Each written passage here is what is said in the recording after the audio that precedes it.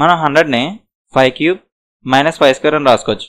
5 cube 125, 5 square 25, 125 minus 25 100. 0ని 1 cube minus 1 square అని రాసుకోవచ్చు. 4ని 2 cube minus 2 square అని రాసుకోవచ్చు. 2 క్యూబ్ 8, 2 స్క్వేర్ 4, 8 మైనస్ 4 4, 1 2 3 4 5. సో ఇది 3 క్యూబ్ మైనస్ 3 స్క్వేర్ అవుతుందేమో చూద్దాం. 3 క్యూబ్ 27, 3 స్క్వేర్ 9, 27 మైనస్ 9 18 వస్తుంది. ఇది 4 cube minus 4 square, 4 cube 64, 4 square 16, 64 minus 16 54 48 వస్తుంది. ఇక్కడ నెంబర్ చూడండి 1 2 3 4 5. సో నెక్స్ట్ 6 వస్తుంది.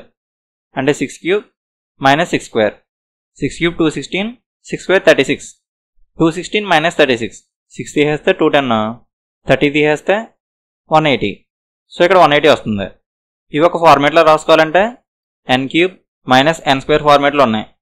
మనం 100ని 5 క్యూబ్ మైనస్ 5 స్క్వేర్ అని రాసుకోవచ్చు అని గుర్తుపెట్టుకుంటే ఇలాంటప్పుడు యూజ్ అవుతుంది అనమాట. ఇక్కడ చూడండి 1 2 3 4 5.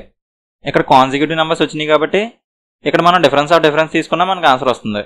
ఇక్కడ డిఫరెన్స్ 4, ఇక్కడ డిఫరెన్స్ 14 వస్తుంది, ఇక్కడ డిఫరెన్స్ 30 వస్తుంది, ఇక్కడ డిఫరెన్స్ 52 వస్తుంది.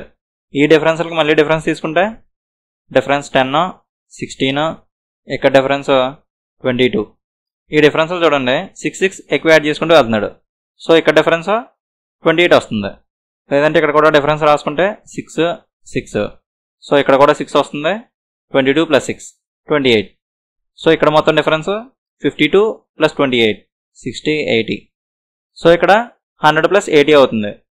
100 ప్లస్ 80 180 సరిపోయింది.